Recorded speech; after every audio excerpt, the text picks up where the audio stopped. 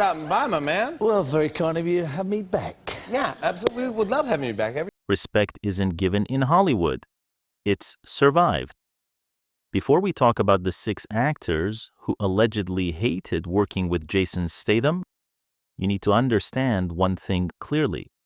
Jason Statham was never built to be liked. He was built to endure. In an industry obsessed with charm, smiles, and carefully crafted public images, Statham carved his career with discipline, silence, and pressure. The kind of pressure that makes some actors stronger and makes others quietly wish they were never cast beside him. Behind the explosive car chases, bone-crushing fight scenes, and that cold, unreadable stare lies a man whose standards are unforgiving. On set, he demands precision, punctuality, total physical commitment, no shortcuts, no excuses. And while millions of fans admire him for exactly that reason, not everyone in Hollywood does. According to behind-the-scenes accounts, interviews, and long-circulating industry whispers, at least 6 well-known actors reportedly struggled under Jason Statham's intense working style. These weren't amateurs, these were established stars, action legends, classically trained performers, yet even they found his presence difficult. But to understand why these tensions existed, we must first rewind far before fame, before Hollywood, before the action hero image, to the life that shaped him. Because Jason Statham's intensity didn't come from ego, it came from survival. He was born on July 26, 1967, in Sherbrooke, Derbyshire, England, and raised in Great Yarmouth, Norfolk, in a working-class family where nothing was handed out for free. His father hustled as a street seller and lounge singer. His mother worked as a dancer. From an early age, Statham learned a brutal truth. If you don't perform, you don't eat. Long before cameras followed him, discipline already ruled his life. And that discipline would later become the very thing that divided him from some of his co-stars. This is the story of how Jason Statham became who he is, and why working beside him wasn't something everyone could handle. Long before the cameras, the fame, and the action hero mythology, Jason Statham was shaped by a world where failure had consequences. Growing up in Great Yarmouth, life was practical, physical, and unforgiving. His household didn't reward excuses. It rewarded effort. His father's life as a street seller and lounge singer meant income depended on performance. You showed up ready, or you didn't get paid. That lesson stayed with him. But acting wasn't his first ambition.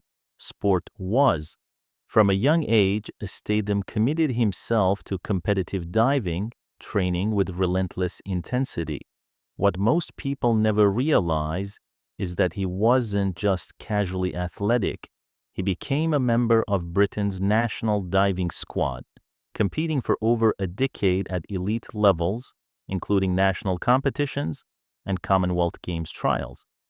Diving isn't glamorous, it's repetition, pain, precision, one miscalculation, and you don't just lose points, you risk serious injury. That environment trained his mind to respect structure, timing, and control above all else. Those years hardened him. They taught him that discipline isn't negotiable, and that mindset would later follow him straight onto film sets. When his diving career ended, Statham didn't leap into stardom. He worked ordinary jobs, market stalls, hustling, modeling. His sharp features and athletic build landed him campaigns with major brands like Tommy Hilfiger and Levi's, but even then, he never behaved like someone chasing celebrity. He stayed grounded, street smart, observant. Then came the turning point. Director Guy Ritchie saw something raw in him and cast him in Lock, Stock, and Two Smoking Barrels in 1998. The role wasn't polished. It was fast-talking, aggressive, real. Statham didn't become the character. He simply brought himself to the screen. Audiences felt it instantly. He followed that breakthrough with A Snatch in 2000, again under Ritchie's direction, proving he wasn't a one-off. He had presence, timing, a quiet authority that didn't need explanation. But while Hollywood began celebrating him, something else was forming behind the scenes. Statham didn't adjust his work ethic to the industry. He expected the industry to rise to his level. He insisted on doing his own stunts. He demanded tight choreography. He showed up early. He trained harder than required. And without ever saying it directly, he made one thing clear to everyone around him. If you weren't prepared to suffer for realism, you didn't belong beside him. For some actors, that standard was inspiring. For others, it was exhausting. And as his career exploded into international action franchises, those differences in mindset began turning into tension. Because when pressure rises, personalities collide. And that's where the real stories begin. When Jason Statham crossed into Hollywood, he didn't arrive like most actors do. He didn't come selling charm. He came selling a certainty. Studios quickly understood what they were getting. An action lead who looked believable, moved like a trained weapon, and treated physical preparation like a religion. Unlike many stars who rely on stunt doubles and editing tricks, Statham built his brand on something far more dangerous. He wanted it real, and he wanted everyone around him to treat it real too. That mentality is exactly why audiences trusted him. Films like the Transporter trilogy didn't just make him famous, they turned him into a global symbol of controlled violence, precision driving, and cold professionalism. His characters weren't loud. They didn't beg for attention. They were men of few words governed by strict personal codes, loyalty, discipline, and a ruthless sense of order. And off a screen, people said he was the same. As his career grew, he entered a new, darker phase that cemented him as more than a stunt machine. In 2011, he led the remake of The Mechanic, transforming the classic assassin into something colder, more modern, and brutally efficient. That same year, he returned to British grit in Blitz, playing a rule-bending detective hunting a serial killer targeting police officers, another reminder that he could deliver raw realism, not just explosions. Then came Killer Elite, where he played a retired assassin dragged back into violence, not for greed, but loyalty, creating an emotional core beneath the brutality. By 2012, the momentum was unstoppable. He returned as Lee Christmas in The Expendables 2, stealing scenes with knives, dry humor, and that razor-edged control. He also headlined Safe, playing a tough protector with a surprising streak of compassion. And when he appeared in Fast and Furious 6, it wasn't just a cameo. It was a warning shot. Statham wasn't visiting franchises anymore. He was taking territory. From 2015 to 2019, he became central to the Fast and Furious universe, eventually exploding into the spin-off Hobbs and Shaw, where his rivalry with Dwayne Johnson electrified audiences. He also returned in Mechanic Resurrection and faced a prehistoric monster in The Meg, blending blockbuster spectacle with his fearless bravado. Then, in 2021, he delivered one of his darkest performances in Wrath of Man under Guy Ritchie again. Controlled, grim, methodical, driven by grief and vengeance, proving that beneath the action armor lived a quiet, haunting intensity. So yes, his career kept climbing. But here's the part most fans never see. The more power he gained, the less he needed to accommodate anyone. Because when you're the studio's reliable weapon, you don't have to be everyone's friend. You just have to deliver results. And Statham delivered. Yet that same uncompromising approach created friction in places where ego already runs hot. Action franchises, ensemble casts, and sets filled with alpha personalities.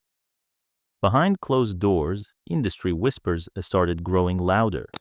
People said Statham's standards weren't just high, they were suffocating. His punctuality was a trick. His stunt discipline was intense. His style was minimalist, restrained, and physical, sometimes clashing with actors who preferred emotion, improvisation, or a looser creative process. And that's how the 6 names began circulating. 6 actors, 6 different personalities, 6 different reasons why working with Jason Statham allegedly became difficult. In part 4, we start naming them, starting with a clash between 2 martial arts powerhouses where the tension wasn't about hatred, it was about control. The first name that consistently appears when people discuss tension around Jason Statham is Jet Li. On paper, their collaboration should have been perfect. Both men were elite physical performers. Both had built careers on credibility, discipline, and combat skill. And when they worked together on the one, expectations were sky high.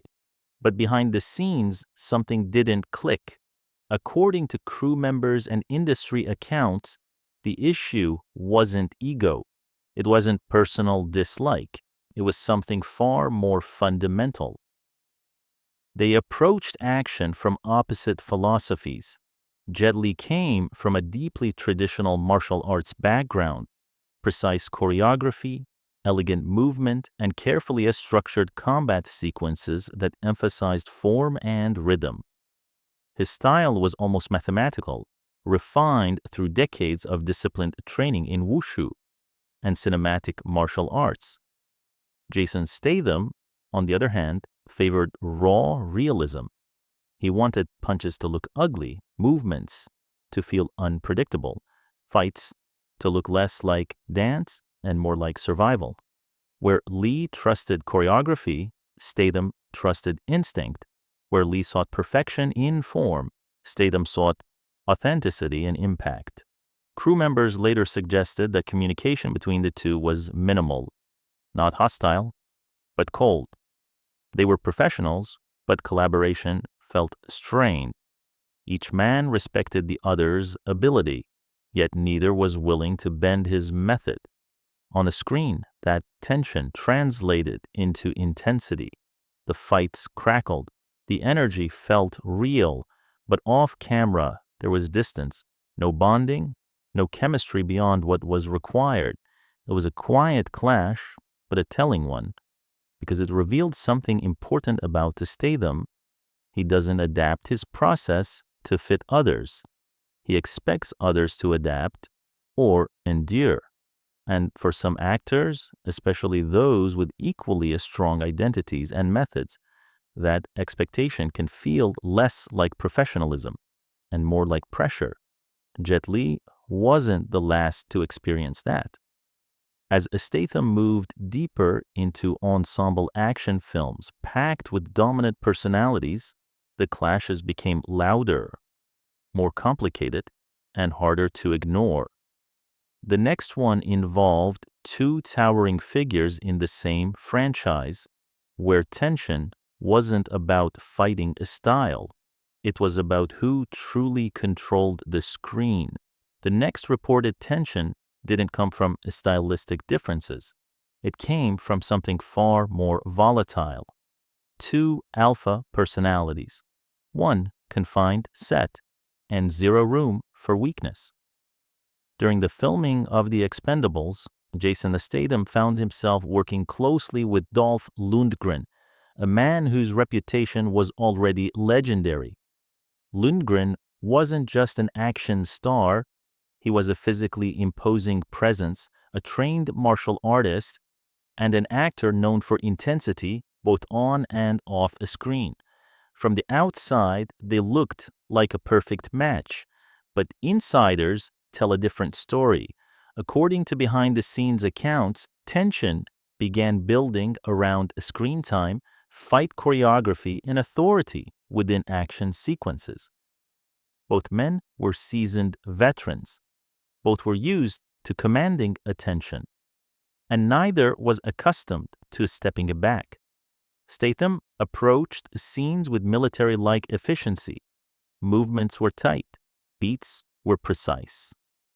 There was no wasted motion. Every punch, every pause, every glance had a purpose. Lundgren, by contrast, carried a more theatrical presence.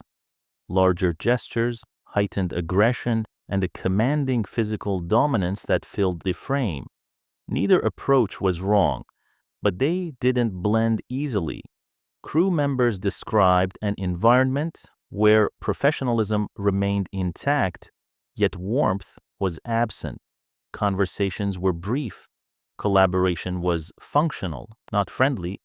There was mutual tolerance, but little camaraderie. The issue wasn't ego in the tabloid sense, it was control. Who dictates the rhythm of the scene? Who leads when the director steps back? Who becomes the visual center when chaos erupts on screen? In ensemble films like The Expendables, those questions matter. And when two men both refuse to yield, friction becomes inevitable. What's telling is that neither Statham nor Lundgren ever publicly criticized the other. No interviews, no accusations, no drama, just silence. And in Hollywood, silence often says more than words. Because by this point in his career, Jason Statham had established a clear reputation. He would meet you with respect, but he would not soften his standards for anyone. And while some actors thrived under that pressure, others quietly endured it, counting the days until filming wrapped. The next name on the list would take that tension into an even bigger arena, a franchise fueled by ego, power, and global fame, where the conflict wasn't just personal, it was political. When Jason Statham entered the Fast and Furious universe, he didn't just join a franchise, he stepped into a power structure. At the center of the structure stood Vin Diesel, lead actor, producer, and creative authority behind the scenes. Diesel wasn't just another cast member. He was the engine that drove the franchise, and that's where the tension reportedly began. On screen, their characters shared a bond built on loyalty and family. Off-screen, insiders suggest the dynamic was far more complicated. According to behind-the-scenes reports, Statham's working style clashed with Diesel's leadership approach. Jason Statham was known for strict punctuality, physical readiness, and treating stunt work like a professional obligation rather than a performance. He arrived prepared. He expected scenes to move efficiently, and he focused intensely on execution. Vin Diesel, on the other hand, operated from a producer's perspective. His attention stretched across schedules, scripts, franchise continuity, and brand image. Decisions weren't just about scenes, they were about legacy, hierarchy, and long-term control. That difference mattered. Crew members quietly noted moments where Statham's no-nonsense discipline rubbed against Diesel's authority-driven presence. It wasn't open conflict. There were no shouting matches, but the atmosphere was described as polite, distant, and carefully managed. Fans even picked up on it. In interviews, both men praised each other, but without warmth. Compliments felt professional, measured, almost rehearsed. The kind of respect that exists because it must, not because it's natural. And while Vin Diesel's very public disputes with other co-stars dominated headlines, insiders suggested that Statham's friction was subtler, but just as real. Because Statham didn't challenge Diesel with words, he challenged him with standards. And in a franchise where image, hierarchy, and control are tightly guarded, that can feel threatening, even when no one says it out loud. The tension never exploded, but it lingered. And as the Fast and Furious universe expanded, storylines began separating. Characters crossed paths less, screen time was carefully balanced, power was redistributed quietly rather than confrontationally. Yet Vin Diesel wasn't the only force within that franchise. Another man entered the picture, bigger, louder, and just as dominant. And while his conflicts with Diesel became public, his tension with Jason Statham remained mostly unspoken, but unmistakable. Now we reach a name the world already associates with tension inside the Fast and Furious machine, Dwayne Johnson. Most people know about Johnson's very public clashes with Vin Diesel, but what often gets overlooked is the quieter, more controlled rivalry that insiders say existed between Johnson and Jason Statham. Because when you put two global action icons in the same frame, something happens automatically. They don't just act, they compete. According to reports and franchise chatter, Johnson and Statham respected each other's physical dedication. Both were known for training hard, pushing stunts, and bringing real athletic credibility into their performances.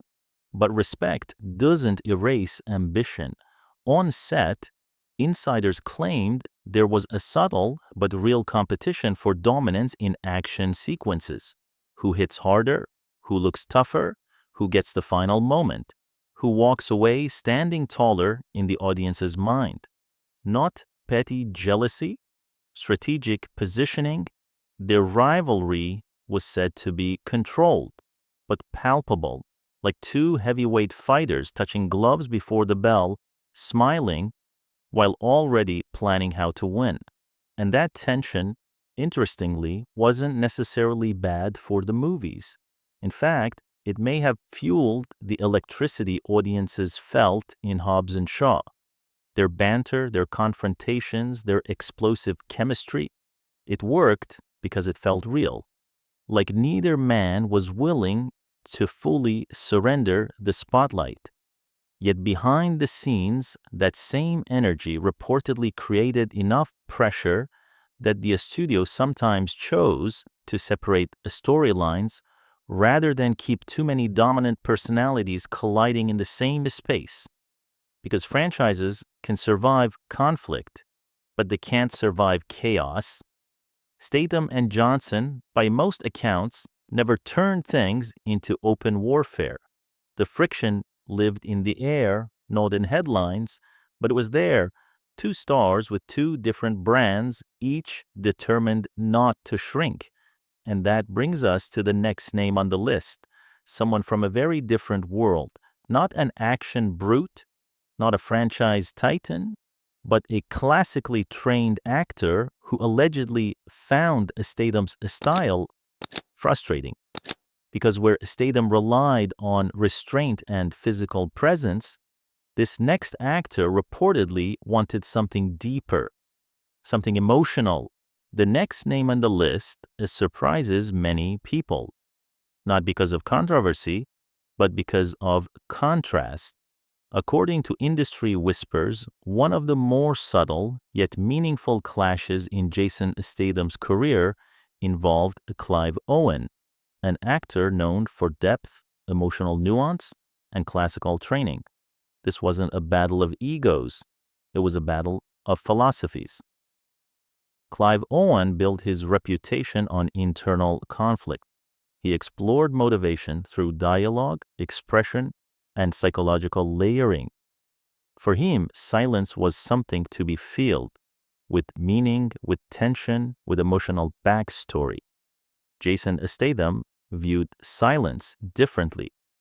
To Statham, silence was the performance.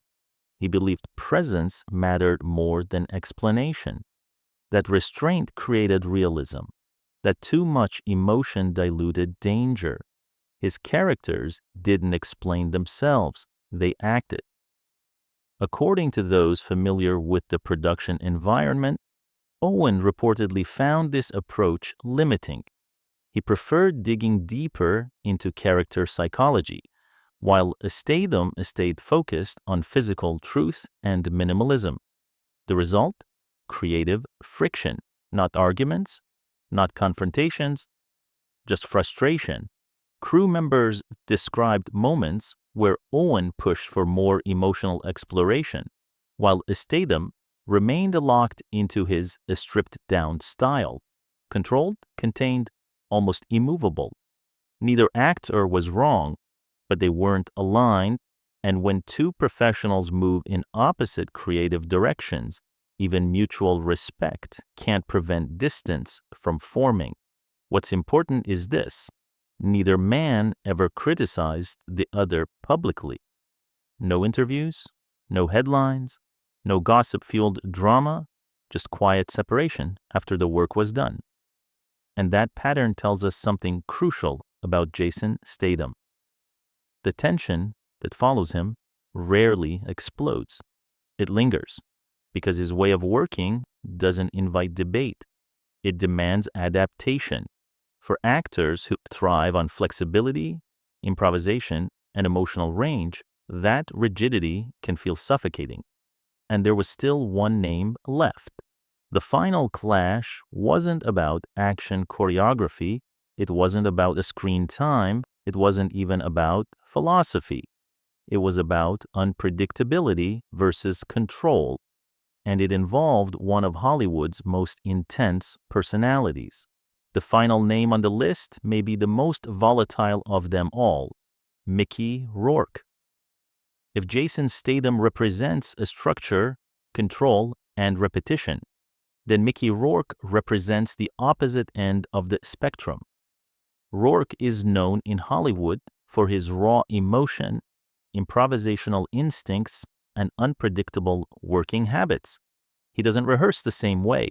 He doesn't repeat performances the same way twice. He believes truth comes from chaos. And that philosophy reportedly collided head-on with Statham's. According to behind-the-scenes accounts, tension arose during rehearsals and blocking. Statham preferred precision. He wanted sequences locked in, movements rehearsed, timing exact. For him, discipline was not optional. It was the foundation of safety, realism, and professionalism. Rourke, on the other hand, thrived on the spontaneity. He liked to change lines, shift energy mid-scene, follow instinct rather than a structure. What one man called freedom, the other saw as risk.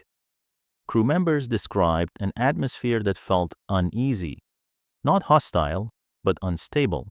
Statham reportedly struggled with Rourke's improvisation, especially in physically demanding scenes where unpredictability could compromise timing and safety.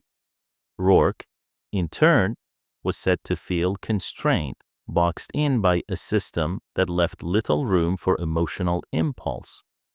Despite mutual respect for each other's talent, their working styles simply could not coexist comfortably. The result wasn't explosive conflict, but constant tension, two professionals operating on completely different frequencies. And that tension exposed the core truth behind every reported clash involving Jason Statham. It was never about ego. It was never about fame. It was about method. Statham's discipline sharpened some actors, but for others, it felt like pressure they never agreed to carry. Yet here's the irony. Despite all these reported frictions, his career never slowed. Studios kept calling, directors kept rehiring him, audiences stayed loyal, which leads us to the final question. In Hollywood, is it better to be liked or to be reliable? Because Jason Statham proved something few stars ever do. Respect doesn't always come from harmony. Sometimes it comes from results. By the time the credits roll on stories like these, most people expect a villain. They expect betrayal, screaming matches, public insults, a dramatic meltdown that explains everything. But Jason Statham's story doesn't end that way. Because the most unsettling part about the rumors surrounding him is how quiet they are. No viral scandals, no explosive interviews, no tell-all confessionals. Just consistent whispers, consistent patterns, and a single idea that keeps repeating itself in different forms. Working with Jason Statham can feel like working inside pressure, and not everyone is built for that.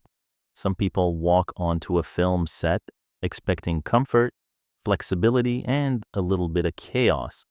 They believe creativity lives in looseness. Jason Statham believes creativity lives in control. He built his reputation on showing up prepared, on taking stunts as seriously, on demanding precision, on keeping his emotions restrained and his performance grounded in physical truth. To the people who love that environment, he's a dream, a professional, a machine, a guarantee.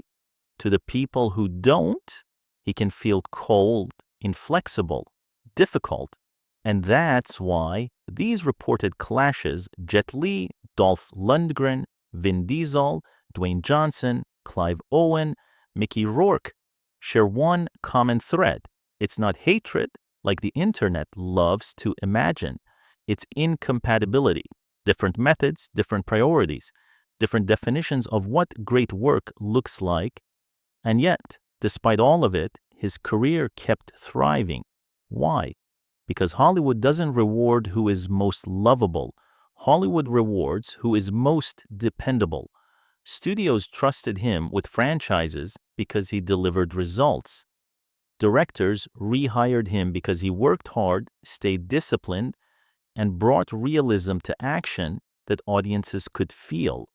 Fans stayed loyal because Statham's persona, both on the screen and off, felt consistent. He never promised to be charming. He promised to be solid. Even his personal life echoed that same stability. For years, he maintained a long-standing relationship with Rosie Huntington-Whiteley. Quiet, private, grounded, engagement in January 2016. A son born in June 2017. A daughter born in February 2022. And in 2020, they made the decision to return to London, stepping away from the endless noise of Hollywood to raise their family closer to their roots. That choice says a lot about who Statham really is. Not a man chasing attention, a man chasing control over his life. So when people ask, why would anyone hate working with him? The answer might be simpler than we think. Jason Statham doesn't create chaos. He creates standards. And in a world where many people survive by bending, shifting, and negotiating, standards can feel like an attack. Because standards expose who is ready and who isn't. And maybe that's his real legacy. He proved you don't have to be universally liked to become legendary. You just have to be undeniable.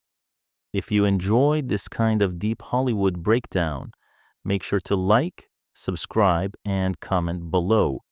Which celebrity do you think secretly has the toughest reputation on set?